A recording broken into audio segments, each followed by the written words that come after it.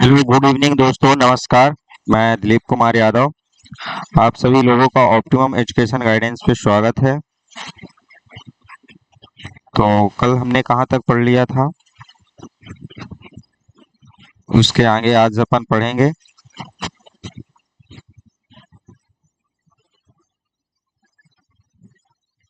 तो आज पढ़ना है एंडोप्लाज्मिक रेटिकुलम, अंतःप्रदवी जालिका।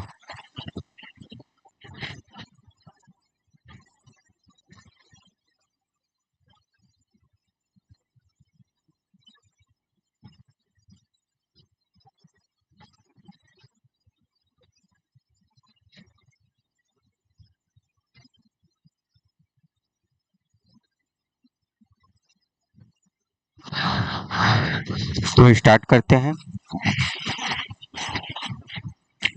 तो देखो, जो अंतःप्रदवी जालिका है एंडोप्लाज्मिक रेटिकुलम, एक पाई कहाँ जाती है। तो देखो, जो न्यूक्लियस होता है, न्यूक्लियस से जुड़ी हुई कुछ ऐसी संरचनाएं निकली रहती है जिसको अपन क्या बोलते हैं, एंडोप्लाज्मिक रेटिकुलम।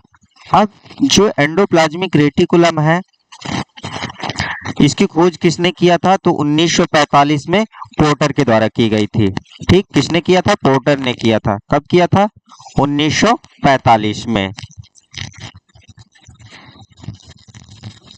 आ, ये पाई कहाँ पे जाती है? तो जो देखो, जो कोशिका भित्ति और केंद्रक के बीच में जो साइटोप्लाज्म होता है, हमने जब प्रोटोप्लाज्म पढ़ाया था तो बताया था कि जब सेल वॉल और न्यूक्लियस के बीच में जो द्रव रहता है उसको क्या बोलते हैं? साइटोप्लाज्म। तो साइटोप्लाज्म में यानी जालनुमा फैला हुआ रहता है, वो क्या कहलाता है? एंडोप्लाज्मिक रेटिकुलम कहलाता है। और यह जाल जो रहता है वह परस्पर समांतर ढंग से लगी चपटी नलिकाओं से बना होता है। ठीक, कौन? Endoplasmic reticulum. ये लगी चपटी नलिकाओं से बना होता है और यह एक कोशिका से दूसरी कोशिका में पदार्थों के परिवहन में सहायक होता है। तो जो यानी क्या करते हैं कि जो पदार्थ होते हैं उनका ट्रांसपोर्ट होता है, तो उसके ट्रांसपोर्ट में कौन सहायक होता है परिवहन में? एंडोप्लाज्मिक रेटिकुलम के द्वारा होता है। ठीक, अगला है कि जो केंद्रक में कोशिका द्रव में पदार्थों का परिवहन इसी के कारण होता है। तो देखो, ये परिवहन करता है और जो केंद्रक से कोशिका द्रव में, तो जो केंद्रक से कोशिका द्रव का परिवहन होता है वह किसके द्वारा होता है? तो एंडोप्लाज्मिक रेटिकुलम के द्वारा होता है। और ये किसमें हेल्प करता है? तो प्रोटीन सिंथेसिस में, प्रोटीन संश्लेषण में यह हेल्प करता है, सहायता करता है। और क्या है कि यह कोशिका को यांत्रिक सहारा भी प्रदान करता है। प्रोटीन सिंथेसिस के अलावा यह क्या करता है कि सेल को एक मैकेनिकल सपोर्ट देता है, जिससे क्या होती है कि कोशिका का, जिसे अपन क्या बोलते हैं, एंडोस्केलेटन ऑफ सेल्स, कोशिका का कंकाल बोला जाता है। ठीक, और ये दो प्रकार से होती है। कौन कौन से? एक हो गया स्मूथ एंडोप्लाज्मिक रेटिकुलम और दूसरा हो गया rough endoplasmic reticulum. Smooth endoplasmic reticulum क्या होता है कि जब यानी उसमें राइबोसोम के कण अनुपस्थित हो। ठीक, चिकनी एंडोप्लाज्मिक रेटिकुलम कहलाती है। और रफ एंडोप्लाज्मिक रेटिकुलम मतलब खुरदरी अंतःप्रदवी जालिका, जिसमें ये देखो, ये रफ एंडोप्लाज्मिक रेटिकुलम है यहाँ पे, ये रफ एंडोप्लाज्मिक रेटिकुलम और ये स्मूथ एंडोप्लाज्मिक रेटिकुलम। ये रफ क्यों हुई? क्योंकि इसमें छोटे छोटे राइबोसोम के कण पाए जाते हैं। ये क्या है? राइबोसोम। तो जहां पर राइबोसोम के कण उपस्थित होते हैं वह क्या कहलाता है? Rough endoplasmic reticulum. और जहां पे अनुपस्थित होते हैं वह स्मूथ एंडोप्लाज्मिक रेटिकुलम कहलाता है। ठीक,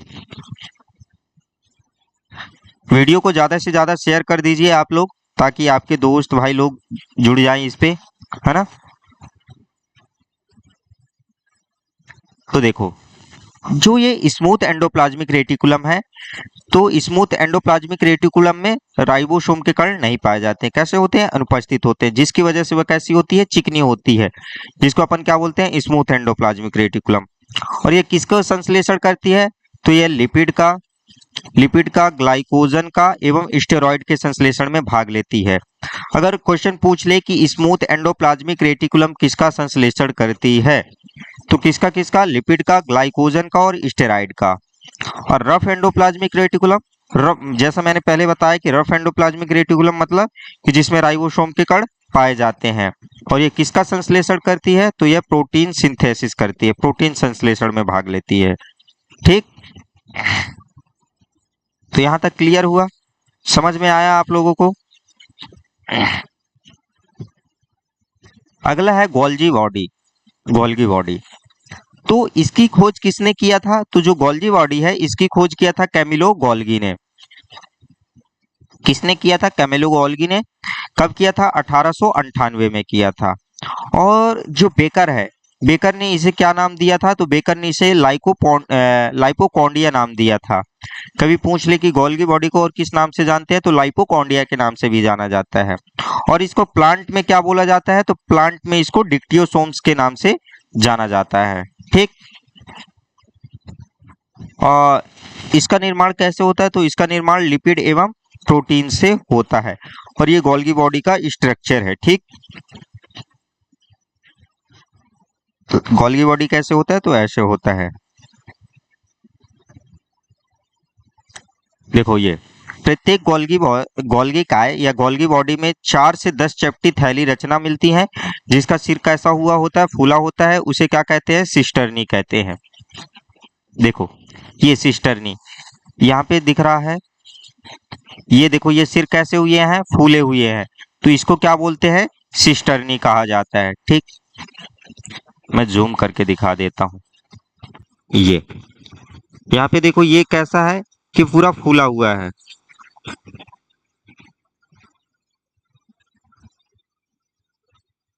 अब क्लियर। देखो, ये फूले हुए सिर दिख रहे हैं ना, ये क्या कहलाते हैं? सिस्टर्नी कहलाता है। ये सिस्टर्नी कहलाता है।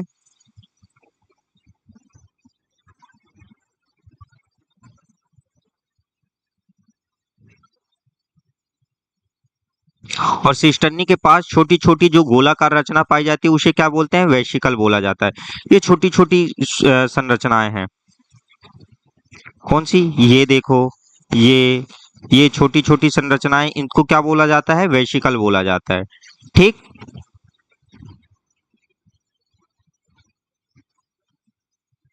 इसका फंक्शन, इसके कार्य क्या होते हैं? तो अगर इसके कार्य की बात करें हम कि गोल्गी बॉडी का क्या कार्य होता है, तो एक कार्बोहाइड्रेट के संश्लेषण में भाग लेता है, सहायक होता है, प्रोटीन का सिक्रेशन करता है, प्रोटीन का श्रावण करता है, और लाइसोसोम के निर्माण में भी सहायक होता है। कौन? Golgi body. और कोशिका प्लेट के निर्माण में भी सहायक होता है, हेल्प करता है। कौन? Golgi body. ठीक, अगला है लाइसोसोम। लाइसोसोम को सबसे पहले किसने देखा था? तो सबसे पहले सर्वप्रथम 1998 में डी डुवे ने देखा था। किसने? 1998 में डी डुवे ने देखा था। और लाइसोसोम कैसी होती है? तो छोटी झिल्लीदार थैलियों जैसी संरचनाएं होती हैं। झिल्ली के अंदर कई अनेक प्रकार के पाचक एंजाइम पाए जाते हैं। ठीक, जैसे लाइपेज, ये क्या करते हैं? पचाने का, डाइजेस्ट करने का काम करते हैं। ये गोल्गी बॉडी तथा अंतःप्रदेवी जाल का द्वारा निकलते हैं। तो लाइसोसोम का फॉर्मेशन कैसे होता है? तो गोल्गी बॉडी या कि एंडोप्लाज्मिक रेटिकुलम के द्वारा इसका फॉर्मेशन होता है। ठीक, और लाइसोसोम क्या करते हैं कि उसमें क्या है कि कई तरह के एंजाइम पाए जाते हैं। तो कई तरह के ऐसे एंजाइम होते हैं कि वे अंतःकोश की पाचन, अपने ही कोशिकाओं का पाचन करने लगते हैं, इंटरसेलुलर डाइजेशन करते हैं। ठीक, किसकी वजह से? उनमें डाइजेस्टिव वो पाचन वाले एंजाइम पाए जाते हैं। तो क्या करते हैं? कभी कभी अपनी ही कोशिका को नष्ट करने लगते हैं, जिसके कारण इसको किस नाम से जाना जाता है? तो लाइसोसोम को आत्महत्या की थैली, सुसाइडल ऑफ वैग के नाम से जाना जाता है। ठीक, क्वेश्चन पूछता है कि आत्महत्या की थैली किसको कहा जाता है? तो लाइसोसोम को कहा जाता है। देखो, व्हाइट ब्लड सेल्स में, श्वेत रक्त कणिकाओं में भी लाइसोसोम्स रहते हैं, जो किसको करते हैं? मारने का काम करते हैं, रोगाणुओं को मारने का काम करते हैं। इसके अलावा आशुओं में, लार ग्रंथियों में भी इसका सिक्रेशन होता है। मतलब कहाँ कहाँ और ये पाई जाती है? तो आशुओं में भी और लार ग्रंथियों में भी, सलाइवा में भी। अगला है सेंट्रोसोम, तारक। तो सेंट्रोसोम क्या है कि ये प्रायः जंतु कोशिका में पाए जाते हैं। किस में पाए जाते हैं? एनिमल सेल्स में। और अगर प्लांट सेल्स की बात करें तो प्लांट सेल्स में क्या होते हैं? ये एब्सेंट होते हैं। ठीक, और इनकी संरचना कैसी होती है, तो ये लंबी बेलनाकार रचनाओं से मिलकर बनते हैं जिन्हें तारक केंद्रक या सेंट्रियोल कहा जाता है। और कोशिका विभाजन के प्रारंभ के समय इनका निर्माण होने लगता है। इसी सेंट्रोसोम को से सीलिया और कशाविका जो फ्लैजिला का निर्माण होता है। जैसे अमीबा और कई जलीय जंतु देखे होंगे, उनमें सीलिया और फ्लैजिला निकलते हैं। तो वह किसके वजह से निकलते हैं, तो यही सेंट्रोसोम तारक काय की वजह से ही सीलिया और फ्लैजिला का निर्माण होता है। ठीक, अगला है रिक्तिकाएं, वैक्यूल्स। तो कोशिका में क्या होता है कि अनेक छोटे छोटे रिक्त स्थान होते हैं जिनको क्या बोलते हैं, वैक्यूल्स कहा जाता है, रिक्तिकाएं कहा जाता है। ठीक, और ये चारों तरफ से झिल्ली द्वारा घिरी रहती है। क्या चारों तरफ से झिल्ली द्वारा घिरी रहती है, जिसे रिक्तिका कला या टोनोप्लास्ट कहते हैं। वैक्यूल्स को और किस नाम से जाना जाता है, टोनोप्लास्ट से। ये क्वेश्चन काफी बार पूछा गया है। ठीक, और जो वैक्यूल्स होता है, तो वैक्यूल्स के अंदर कई प्रकार के रस भरे रहते हैं जिसे क्या बोलते हैं, धानी रस या सेल सैप कहा जाता है। ठीक, और जो रस है, रस में क्या क्या पाए जाते हैं, तो रस में हो गया जल, हो गया कार्बनिक तथा अकार्बनिक पदार्थ एवं अपशिष्ट पदार्थ, ये भरे हुए रहते हैं। रिक्तिकाएं कोशिका की जो स्फीति होती है, टर्जिडिटी, तो उसको बनाए रखने में मदद करती है। कौन, वैक्यूल्स। अगला है राइबोसोम। तो राइबोसोम की खोज किसने किया था, राइबोसोम की खोज जॉर्ज पैलेडे ने किया था। ठीक, जॉर्ज पैलेडे ने किया था। और जो ये कहाँ पाए जाते हैं, तो ये साइटोप्लाज्म में स्वतंत्र रूप से फैली या अंतःप्रदेवी जालिका में, हमने बताया था ना। ये तो न्यूक्लियस हुआ, न्यूक्लियस के ये तो एंडोप्लाज्मिक रेटिकुलम में एक साइड क्या राइबोसोम लगा हुआ था, तो कहाँ पाया जाता है, एंडोप्लाज्मिक रेटिकुलम के ऊपर बिखरी हुई पाई जाती है। ठीक, और ये क्या करते हैं, तो ये न्यूक्लिक अम्ल आरएनए व प्रोटीन से बने होते हैं। ठीक, और ये सभी जीवित जीवों में पाए जाते हैं, लेकिन एक्सेप्शन है कि ये किसमें नहीं पाए जाते हैं, तो ये जो है, तो ये मैमेलियन जो आरबीसी होती है, मनुष्य मैमेलियंस की स्तनियों की आरबीसी होती है, तो उनके आरबीसी में ये अनुपस्थित होते हैं। बाकी सभी जीवित जीवों में पाए जाएंगे, लेकिन जो आरबीसी होती है, मैमेलियंस की आरबीसी होती है, उनमें ये अनुपस्थित होती है। ठीक, अगला है टाइप्स ऑफ राइबोसोम। तो राइबोसोम देखो दो प्रकार के, प्रोकैरियोटिक राइबोसोम और यूकैरियोटिक राइबोसोम। तो जो प्रोकैरियोटिक राइबोसोम होता है उसमें 70S टाइप का, और जो यूकैरियोटिक राइबोसोम होता है उसमें 80S टाइप के पाए जाते हैं। ठीक, अब जो ये देखो यहाँ पे 70S लिखा है, ये 70S और 80S, तो ये S क्या बताता है, S जानते हो क्या बताता है, तो S जो होता है वह एक स्वेडबर्ग दे दिया, इसी को सेंटेशन रेट बोलते हैं या अवसादन दर हिंदी में कहा जाता है। तो ये क्या बताता है, तो उसकी डेंसिटी या साइज को बताता है। ठीक, कभी एस का फुल फॉर्म पूछ लिया जाए तो उसका फुल फॉर्म क्या होता है, सेडबर्ग यूनिट या सेडिमेंटेशन रेट होता है। ठीक, और ये क्या मेजर करता है, तो उसकी डेंसिटी या साइज को मेजर करता है। देखो जो हमने दो प्रकार के राइबोसोम पढ़ा, कौन कौन से, तो इसमें दो होता है, उसमें जो 50S है ये सब यूनिट होती है, और जो 30S है ये स्मॉल सब यूनिट होती है। ठीक,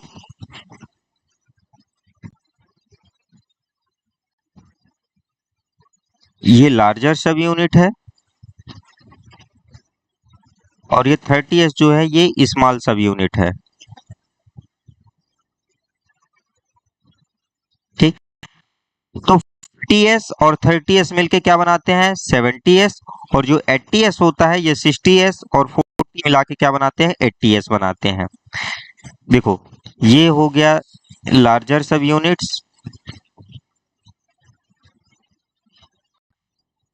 और ये स्मॉल सब यूनिट्स है, और ये जुड़े किससे रहते हैं, तो ये आपस में मैग्नीशियम के द्वारा जुड़े रहते हैं। ये पूछ लेगा कि जो लार्जर यूनिट और सब यूनिट होती है ये आपस से किस तत्व के द्वारा जुड़े रहते हैं, तो के द्वारा मैग्नीशियम के द्वारा जुड़े रहते हैं। अब लोगों के मन में एक क्वेश्चन आ रहा होगा कि 50 और 30 जुड़ के कितना हो रहा है, 80 हो रहा है, लेकिन आप तो 70s बता रहे हैं। अगला हो रहा है कि 60 और 40, 60 और 40 मिलके कितना हो रहा है, 100, और बता कितना रहा हूं मैं, 80s। तो आप लोगों के मन में क्वेश्चन होगा ना कि 50s और 30s मिलके कितना हो रहा है, 80 हो रहा, लेकिन आप तो बता रहे हैं 70s, और 80s में 60 और 40 जुड़ के 100। यहाँ पे तो मैथ रॉन्ग हो रही ना। तो देखिए समझना, देखो ये क्या हुआ, ये लार्ज सब यूनिट हुई, और ये क्या हुआ, स्मॉल सब यूनिट हुई। ठीक, तो लार्ज सब यूनिट कितनी एस की हो गई, ये 50s की हो गई, और ये 30s की हो गई। ऐसे में अगर ऐसे को जोड़ेंगे तो कितना हो जाएगी, ये तो बढ़ जाएगी, लेकिन ये तो उसके बढ़ोतरी हुई हल्का सा, थोड़ा सा, है ना। तो उसमें क्या हुआ, तो राइबोसोम में क्या चेंज होते हैं, ओनली कन्फर्मेशनल चेंज होता है इसमें। ठीक, देखो ऐसे अगर करेंगे तो काफी लंबी दिखेगी, लेकिन अगर जब इनको दोनों को जोड़ देते हैं तो सेम ऐसा ही होता है कि जब 50s और 30s या कि 60s या 40s जुड़ती है तो कितने के बनते हैं, 70s या 80s के। केवल उसमें क्या हो रहा है, कन्फर्मेशनल चेंज होते हैं इसमें। ठीक, समझ में आ गया हो, उम्मीद करता हूं सभी लोग को समझ में आ गया होगा। तो कुछ इनकी ऐसी प्रोसेस होती है।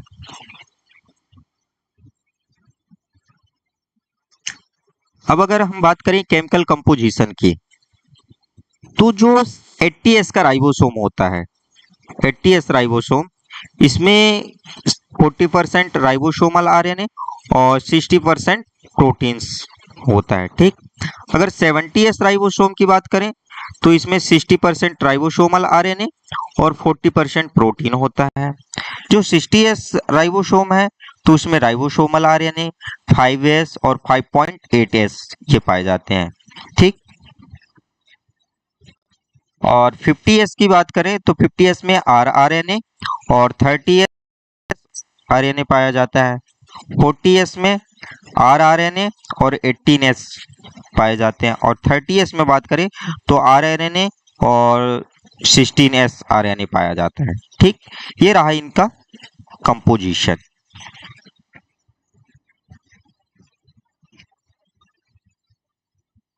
तो देखो जो राइबोसोम होता है यह क्या करता है, तो जो राइबोसोम होता है यह प्रोटीन संश्लेषण में सहायक होता है। इसकी खोज किसने किया, हमने बताया कि जॉर्ज पैलेडे ने किया था, इसलिए इसको क्या कहा जाता है, पैलेडे कण भी कहा जाता है। तो राइबोसोम को और क्या बोलते हैं, पैलेडे कण भी कहा जाता है। ठीक, और राइबोसोम का जो निर्माण है वह किसके द्वारा होता है, तो राइबोसोम का निर्माण न्यूक्लियोलस केंद्रिका के द्वारा होता है। और राइबोसोम को किस नाम से जाना जाता है, तो प्रोटीन फैक्ट्री के नाम से जानते हैं, और दूसरा इंजन ऑफ सेल्स के नाम से भी जाना जाता है। के नाम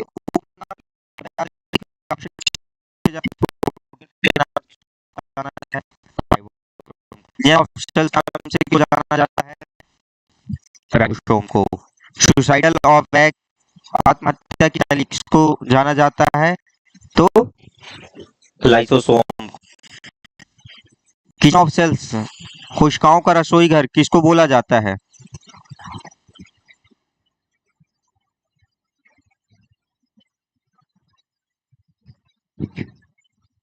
सॉरी आवाज थोड़ी कुछ यहाँ पे क्रैक हो रही थी, थोड़ी आज कुछ इशू चल रहा है।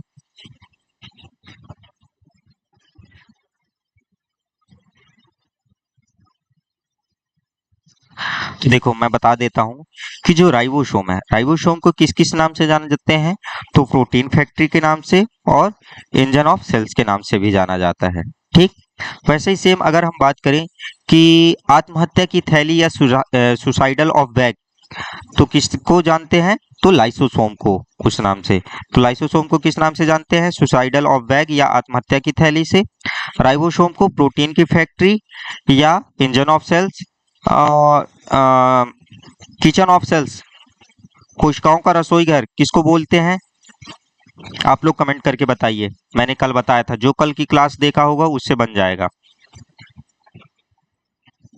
तो किचन ऑफ सेल्स किसको बोलते हैं, क्लोरोप्लास्ट को हमने कल बताया था ना कि क्लोरोप्लास्ट को, हरित लवक को कोशिकाओं का रसोई घर कहा जाता है। ठीक, अब अगला टॉपिक क्या है, सेल डिवीजन, कोशिका विभाजन। ठीक, तो देखो, चाहे कितना भी बड़ा जीव हो या कितना भी छोटा जीव हो, ठीक, तो ये बताइए कि हमारे जीवन का प्रारंभ किससे होता है? एक कोशिका से हो रहा है ना। तो कोशिका, पहले एक कोशिका, फिर उससे दो, तो क्या हो रहा है, जब सेल का डिवीजन हो रहा है, कोशिका का विभाजन हो रहा है, तभी तो हमारी ग्रोथ हो रही है। ठीक, तो क्या होता है कि चाहे जीव, मैंने बताया ना कि चाहे जीव कितना भी बड़ा हो या चाहे जीव कितना भी छोटा, वो किससे मिलकर के बना हुआ है? कोशिका से। कोशिका ही टिश्यू बनाती है, टिश्यू से फिर एक और ऑर्गन बनते हैं, ऑर्गन से ऑर्गन सिस्टम, ऑर्गन सिस्टम से फिर एक ऑर्गेनिज्म तैयार होता है। तो ये सेल कैसे डिवीजन करती है, कैसे कोशिका विभाजन होता है, उसके बारे में हम पढ़ेंगे। ठीक, तो देखो, प्रत्येक नई कोशिका अपने पूर्ववर्ती कोशिका से बनती है, ये स्टेटमेंट तो हम लोग जानते हैं, क्योंकि रुडोल्फ विरकाउ जी ने ये दिया था कि एक उन्होंने टर्म दिया था, कौन सा, ओमनिस सेलुला ई सेलुला। उसका अर्थ क्या होता है कि प्रत्येक नई कोशिका अपने पूर्ववर्ती कोशिका से ही बनती है, उसका अर्थ यही होता है। ठीक, the new cells arise from pre existing cells से। ठीक, अब इसमें क्या होता है कि जो पेरेंट सेल्स होती है, पेरेंट सेल से नई कोशिकाओं के बनने की क्रिया कोशिका विभाजन कहलाती है। तो कोशिका विभाजन क्या होता है कि जो एक पैतृक कोशिका होती है, पैतृक कोशिका से डॉटर सेल्स के बनने की प्रक्रिया क्या कहलाती है? कोशिका विभाजन कहलाती है। ठीक, अब जो कोशिका विभाजन है ये दो प्रकार से होता है। कौन कौन से? एक हो गया समसूत्री विभाजन और दूसरा हो गया अर्धसूत्री विभाजन। तो समसूत्री विभाजन क्या होता है? समसूत्री विभाजन जब पेरेंट सेल से डॉटर सेल्स का फॉर्मेशन होता है या डॉटर सेल्स बनती हैं, तो उसमें क्या होता है, क्रोमोसोम की संख्या, यानी कि जो पेरेंट सेल की क्रोमोसोम की संख्या है, सेम उतनी डॉटर सेल्स की क्रोमोसोम की संख्या होती है। तो इसमें क्रोमोसोम की संख्या जो होती है वह संतति कोशिका में समान होती है, पैतृक कोशिका से समान होती है। ठीक, और जो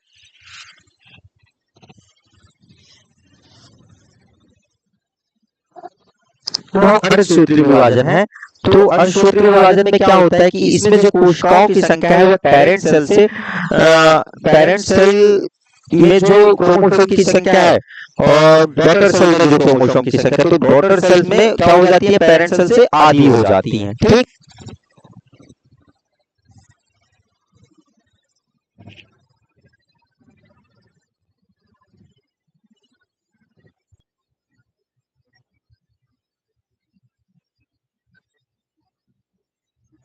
हाँ, लैग हो रहा है सिस्टम इसमें।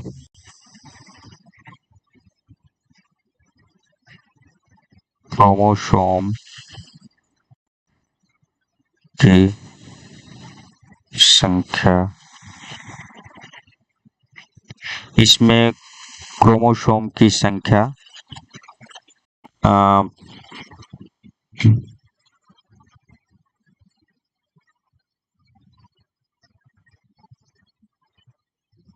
पैतृक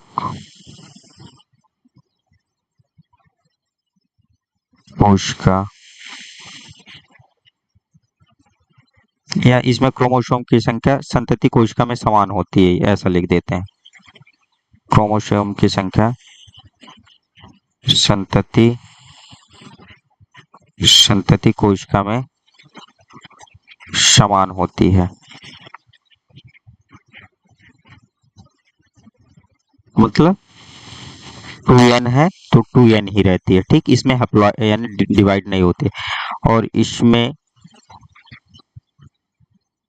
क्रोमोसोम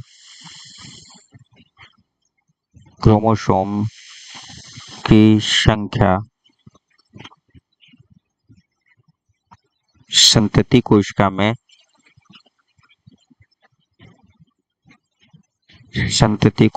में आधी हो जाती है,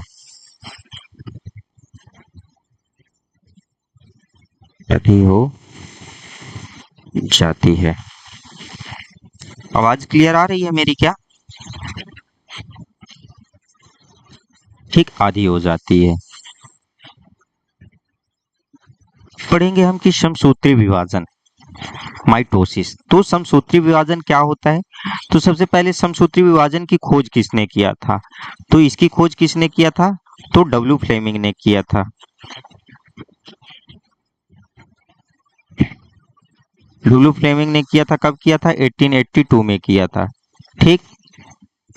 तो आ, अगर बात करें, सॉरी, जो डब्ल्यू फ्लेमिंग है, इन्होंने समसूत्री विभाजन शब्द दिया था। ठीक। समसूत्री विभाजन शब्द किसने दिया था? डब्ल्यू फ्लेमिंग ने। अब अगर हम बात करें कि प्लांट में सेल डिवीजन की खोज किसने किया था? तो यह किया था किसने?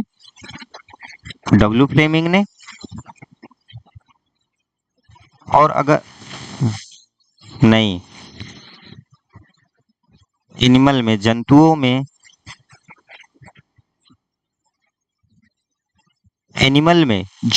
डब्ल्यू फ्लेमिंग ने किया था, और प्लांट में स्ट्रॉसबर्गर ने।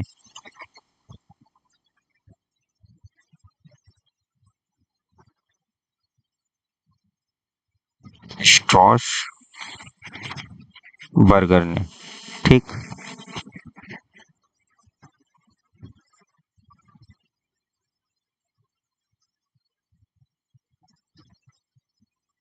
डब्ल्यू फ्लेमिंग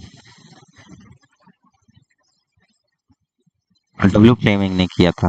ठीक, कब किया था? तो इन्होंने 1879 में किया था, और इन्होंने 1875 में किया था।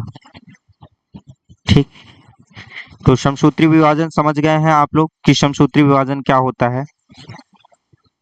तो देखो, इसमें हमने बताया कि जो इसमें क्रोमोसोम की संख्या होती है, तो जो पेरेंट सेल्स की होती है, सेम डॉटर सेल्स में होती है। तो इसमें क्रोमोसोम की संख्या कैसी होती है? समान होती है। और जो ये समसूत्री विभाजन है, तो समसूत्री विभाजन किस में होता है? तो यह सोमैटिक सेल्स में होता है।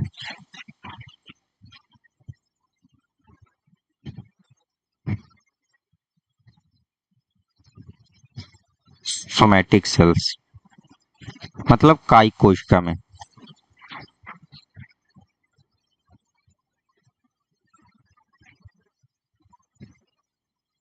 कायिक कोशिकाओं में विभाजन होता है। विभाजन होता है।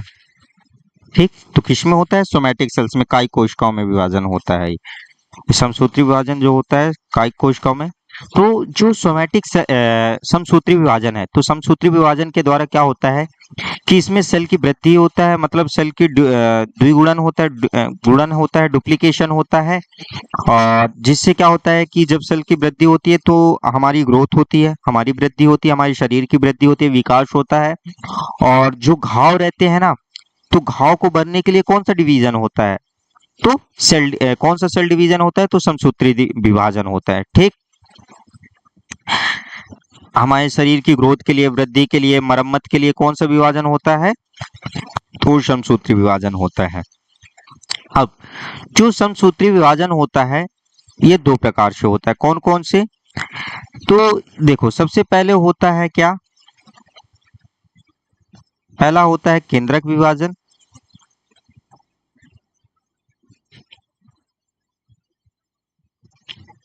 फिर दूसरा होता है क्या? कोशिका द्रव विभाजन।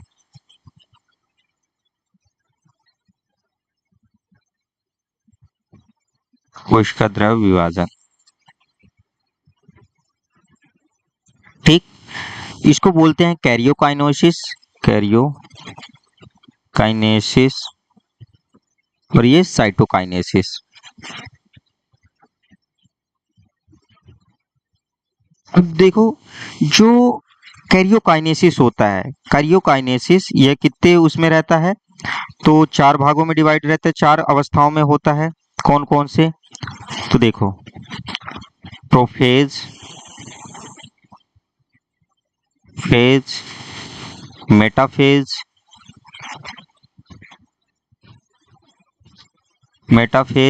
एनाफेज, और टीलोफेज।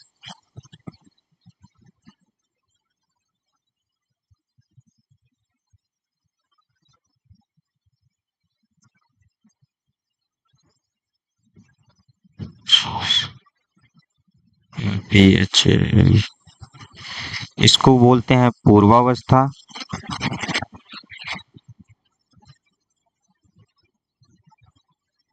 इसको बोलते हैं मध्यावस्था,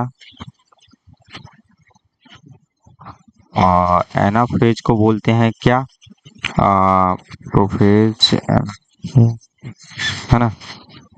इसको प्रोफेज एनाफेज नहीं, सॉरी, सीक्वेंस हमने गलत बताया। प्रोफेज नहीं, प्रोफेज, मेटाफेज, एनाफेज नहीं, सही है यार।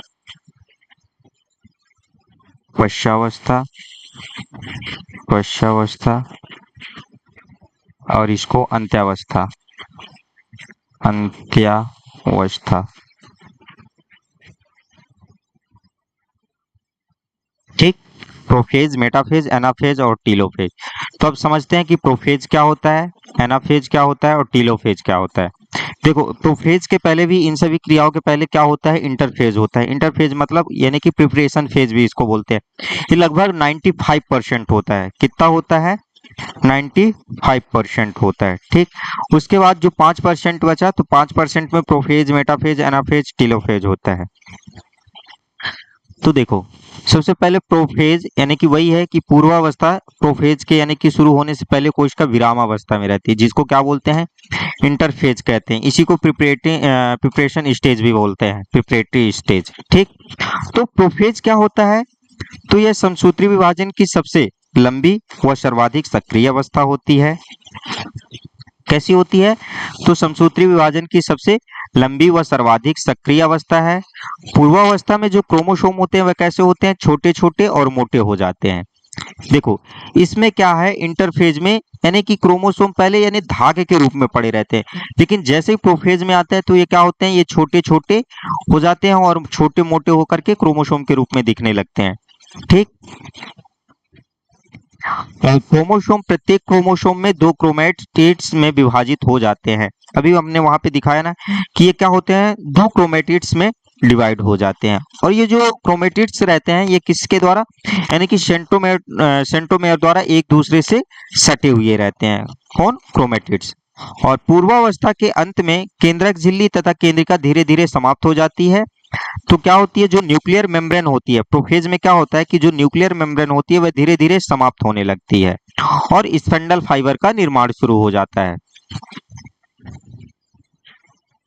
देखो, जो ये न्यूक्लियर मेम्ब्रेन है ना, ये क्या हो जाएगी, ये धीरे धीरे इसमें समाप्त होने लगती है। मेटाफेज में आपको कहीं पे न्यूक्लियर मेम्ब्रेन दिख रही है, नहीं दिख रही है ना। और इसमें क्या हो गया, ये स्पिंडल फाइबर्स का फॉर्मेशन हो गया, स्पिंडल फाइबर्स का निर्माण हो गया ना ये।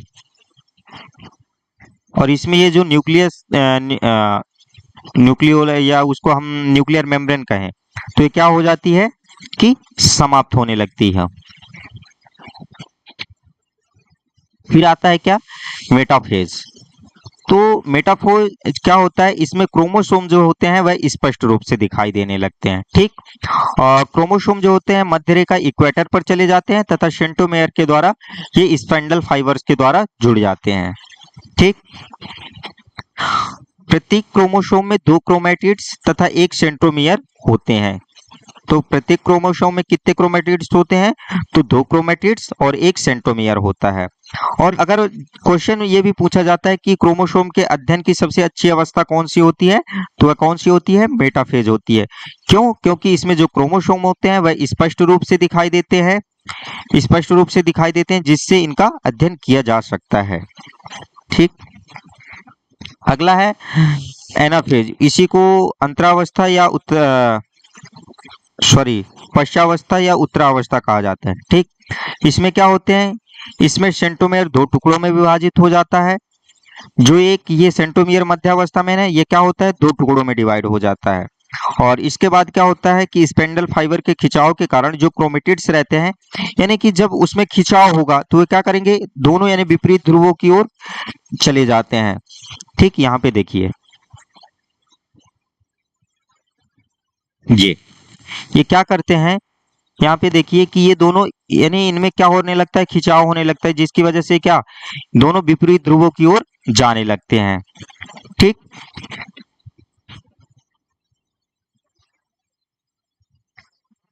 अगला है क्या, टीलोफेज, या इसी को अंतिमावस्था कहते हैं।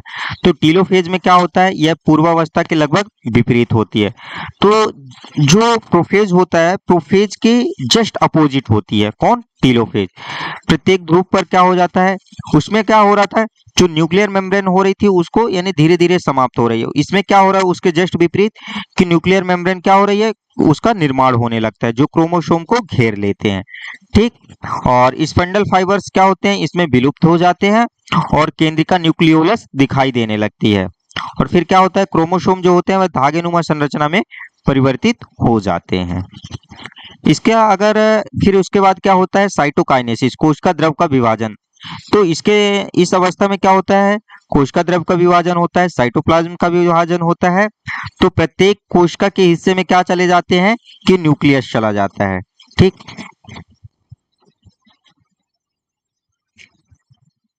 देखो ये, देखो ये एक ये न्यूक्लियस बन गया, एक यहाँ पे ये चला गया। तो जब इसका ये डिवाइड हो जाएगा तो ये ऐसे और ये ऐसे बन जाएगा। तो जब डिवीजन होगा तो प्रत्येक उसके में दो न्यूक्लियस चले जाते हैं ना, तो न्यूक्लियस चले जाते हैं प्रत्येक कोशिका में। और इस प्रकार एक कोशिका से दो समान कोशिकाएं बन जाती हैं, दो कोशिकाएं बन जाती हैं। ठीक,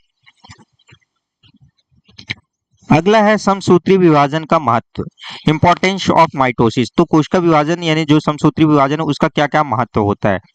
तो इस विभाजन के द्वारा बनी नई कोशिकाओं में क्रोमोसोम की संख्या समान होती है, जिससे क्या होता है, उनमें समान गुण होते हैं।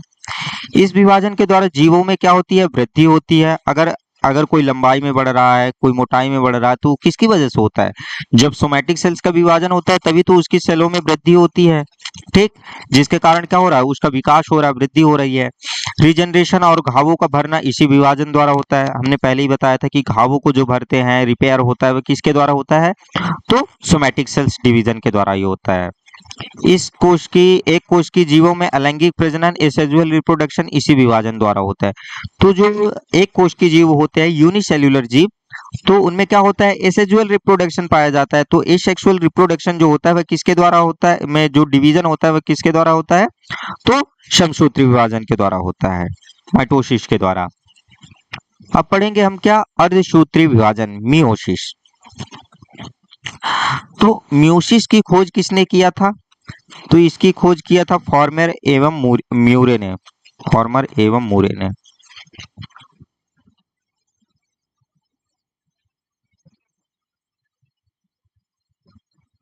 इसकी डिस्कवरी किसने किया था, तो फॉर्मर एवं मूरे ने किया था।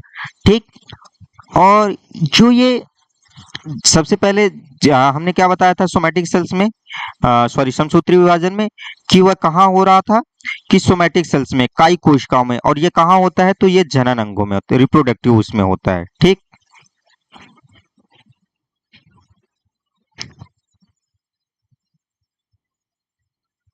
रिप्रोडक्टिव सेल्स में, प्रजनन अंगों में होता है, या प्रजनन कोशिकाओं में। ठीक, प्रजनन अंगों में होता है।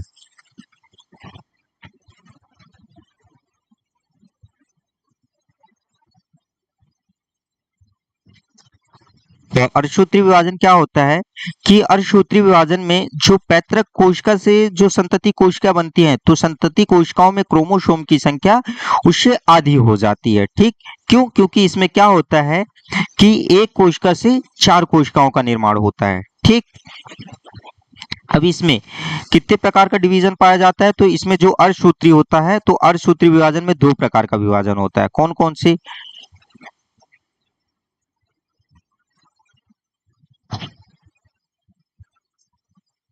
यह दो चरणों में पूर्ण होती है। ठीक, ऐसा लिख देते हैं, यह दो चरणों में, दो चरणों में पूर्ण होती है। कौन कौन से, मियोसिस फर्स्ट, मियोसिस फर्स्ट, अर्धसूत्री विभाजन फर्स्ट और मियोसिस सेकेंड। ठीक, वही सेम कौन कौन से मियोसिस फर्स्ट में कौन कौन से आ जाएगा, prophase, prophase first, metaphase sorry metaphase first,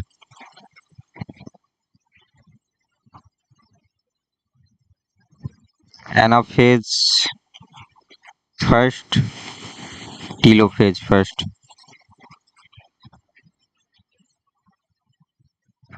जो ये प्रोफेज है, इसमें प्रोफेज में भी कई वो होते हैं, कई फेज आते हैं। ठीक, तो जो मियोसिस फर्स्ट होता है, तो मियोसिस फर्स्ट में क्या होता है कि जो मियोसिस फर्स्ट होता है इसमें गुणसूत्रों की संख्या क्या हो जाती है, आधी हो जाती है। ठीक, जब मियोसिस फर्स्ट में गुणसूत्रों की संख्या क्या होती है, आधी हो जाएगी। अब जो ये दो गुणसूत्र बनते हैं, तो मियोसिस सेकंड में क्या होता है कि प्रत्येक गुणसूत्र जो होता है, प्रत्येक गुणसूत्र के दो दो क्रोमैटिड्स या दो अर्ध गुणसूत्र बन जाते हैं। ठीक, जिससे क्या होता है कि चार प्रकार के हो जाते हैं। अब ये जो प्रोफेज फर्स्ट है, तो प्रोफेज फर्स्ट में भी इसको भी चार अवस्थाओं में बांटा जाता है, सॉरी चार, तो ये प्रोफेज, मेटाफेज, एनाफेज ये है। अब ये प्रोफेज जो होता है ये 5 चरणों में पूर्ण होता है। कौन कौन से, लेप्टोटीन, लेप्टोटीन, जाइगोटीन,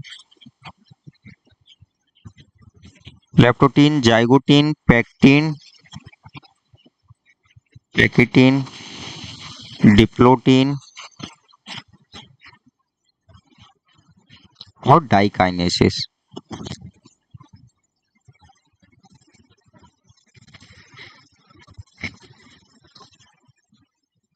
ठीक, तो लेप्टोटीन, जाइगोटीन, पैक्टीन, डिप्लोटीन और डाइकाइनेसिस। और जो मियोसिस सेकंड होता है, मियोसिस सेकंड जो होता है वह सेम किसके होता है, तो जो माइटोसिस डिवीजन होता है ना, सेम उसी के जैसे होता है, माइटोसिस डिवीजन। जो जो माइटोसिस डिवीजन में हुआ, जब हमने माइटोसिस डिवीजन अभी पढ़ा ना, समसूत्री विभाजन, तो सेम माइटोसिस डिवीजन के जैसे ही होता है। यहाँ तक क्लियर है? किसी का कोई क्वेश्चन हो तो क्वेश्चन पूछ सकता है, मैं आप लोगों के कमेंट देख रहा हूँ। किसी का कोई क्वेश्चन? चलिए ठीक है, बढ़ते हैं आगे। अगला है क्या, प्रोफेज फर्स्ट। तो प्रोफेज फर्स्ट क्या है कि इस अवस्था में क्या होता है, यह प्रावस्था सबसे लंबी समय तक चलती है। ठीक, और इसमें इसे कई उपावस्थाओं में बांटा गया है। कौन कौन से? सबसे पहला है लेप्टोटीन। इसमें क्रोमोसोम क्या होते हैं, धागे के रूप में दिखाई दे रहे हैं। देखो इसमें क्या हो रहा है, क्रोमोसोम धागे के रूप में दिखाई दे रहे हैं। ठीक, देखो यहाँ पे क्रोमोसोम धागे के रूप में दिखाई दे रहे हैं ना। हाँ, इसमें क्रोमेटिड्स विभाजित नहीं होता है। ठीक, अगला है जाइगोटीन। जाइगोटीन में क्या हो जाता है कि इसमें जो समजात क्रोमोसोम होते हैं, कौन, होमोलोगस क्रोमोसोम। ठीक, होमोलोगस क्रोमोसोम, जो होमोलोगस क्रोमोसोम होते हैं, जोड़े में इकट्ठे होकर आपस में क्या हो जा, देखो यहाँ आपस में क्या होने लगे हैं कि आपस में चिपक जाते हैं। ठीक, और इस जोड़े को क्या बोलते हैं, युग्म बाइवेलेंट कहा जाता है। और इसके आपस में मिलने को सिनेप्सिस कहा जाता है, संयोजन। तो क्वेश्चन पूछता है सिनेप्सिस की क्रिया किस में होती है, तो जाइगोटीन में होती है। फिर आता है पैकेटीन। तो पैकेटीन में क्या होता है, इसमें जो क्रोमोसोम होते हैं, जो युग्म क्रोमोसोम बाइवैलेंट क्रोमोसोम होते हैं, वह छोटे और मोटे होने के बाद लंबाई में विभाजित हो जाते हैं। देखो यहाँ पे छोटे और मोटे होते हैं और क्या होते हैं, लंबाई में विभाजित हो जाते हैं। इस प्रकार प्रत्येक युग्म क्रोमोसोम से 4 क्रोमेटिड्स बन जाते हैं, जिसे टेट्राड्स कहते हैं। इस अवस्था में क्रॉसिंग ओवर की घटना होती है। तो क्रॉसिंग ओवर की घटना किस में होती है, पैकेटीन में होती है। और इस घटना के कारण जीवों का विनिमय भी होता है। तो जीनों का विनिमय किस में होता है, पैकेटीन में होता है। क्रॉसिंग ओवर किस में होता है, तो पैकेटीन में ही होता है। अगला है डिप्लोटीन। ये दिख रहा है ना, चलो दिख ही रहा है। अगला है डिप्लोटीन। डिप्लोटीन तो डिप्लोटीन में क्या होता है कि समजात जोड़े में विकर्षण के कारण अलगाव होने लगते हैं और इस जोड़े में पूर्ण रूप से अलग नहीं होते हैं। देखो पूर्ण रूप से अलग है क्या, नहीं है, ये कहीं कहीं जुड़े रहते हैं। ऐसे स्थान को क्या बोलते हैं, काइजमेटा कहते हैं। देखो मैं जूम करके दिखाई दे रहा हूँ, ये देखो ये यहाँ पे जुड़ा हुआ है ना, तो इसको क्या बोलते हैं, ये यहाँ पे जुड़ते हैं तो इसको काइजमेटा कहा जाता है। जैसे ये यहाँ पे जुड़ा है, ये क्या कहलाता है, काइजमेटा कहलाता है। तो काइजमेटा की क्रिया कहाँ पे होती है, तो डिप्लोटीन में होती है। ठीक, अब आता है क्या, डाइकाइनेसिस। तो डाइकाइनेसिस में क्या होता है, इसमें जो सभी क्रोमोसोम होते हैं वह अपने वास्तविक आकार को ग्रहण कर लेते हैं। ठीक, और एक दूसरे से अलग होने लगते हैं। और इसमें जो न्यूक्लियस मेम्ब्रेन होती है, केंद्रक झिल्ली होती है और केंद्रिका वो क्या हो जाती है, लुप्त हो जाती है। तो जो इसमें न्यूक्लियर मेम्ब्रेन है या और केंद्रिका न्यूक्लियोलस होती है वह क्या हो जाती है, लुप्त होने जाती है। जो यहाँ पे ये देखो ये न्यूक्लियस मेम्ब्रेन दिख रही ना, ये क्या होने लगती है, डाइकाइनेसिस में लुप्त हो जाती है। अब आता है क्या, मेटाफेज फर्स्ट।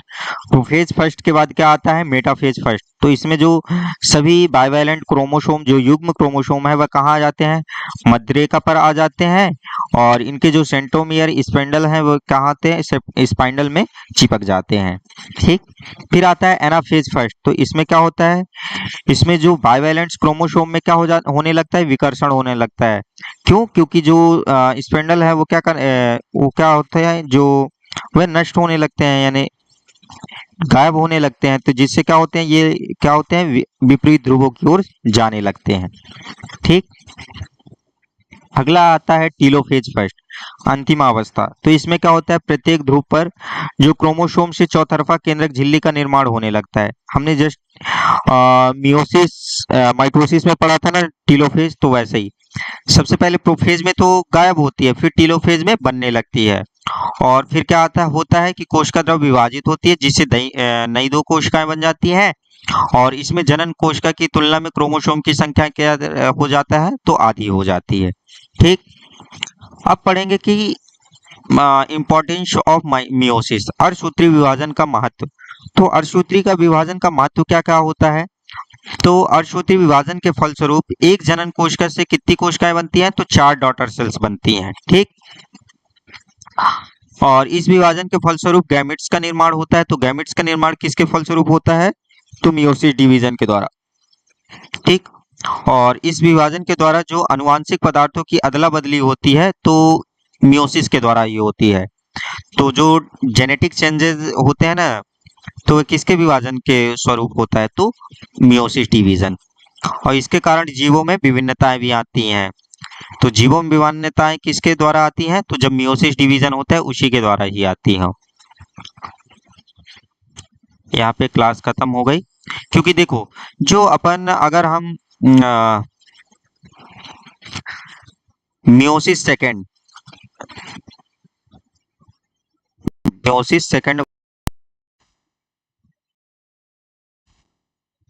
तो मियोसिस सेकेंड जो होता है वह सेम किसके जैसे है, सेम माइटोसिस के जैसे है। ठीक, तो आज के लिए बस इतना ही, मिलेंगे हम कल इसी टाइम पे। तो आज की क्लास आप लोगों को कैसी लगी कमेंट करके जरूर बताइएगा हमें, और अपने दोस्तों तक इस वीडियो को